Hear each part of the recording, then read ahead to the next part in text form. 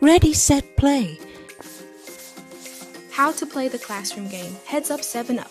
Welcome everyone. Today I'm going to show you how to play Heads Up 7 Up. To play, the teacher will pick 7 kids to stand at the front. The teacher will say, Heads down, thumbs up. and the class puts their heads down and just one thumb up. Now the 7 students from the front walk around quietly and tap the thumb of one person. If someone taps your thumb, don't peek.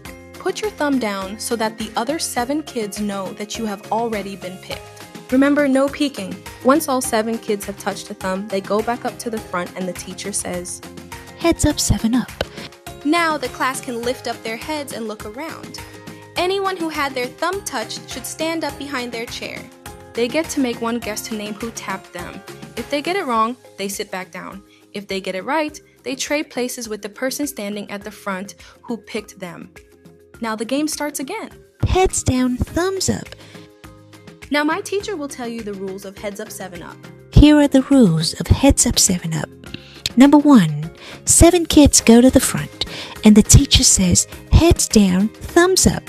Number 2, the class puts their heads down and one thumb up. Number 3, the 7 kids quietly walk around and each tap one person's thumb, then goes back to the front. The teacher says, heads up, 7 up.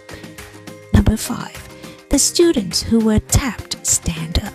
They take turns getting one guess to name who tapped them.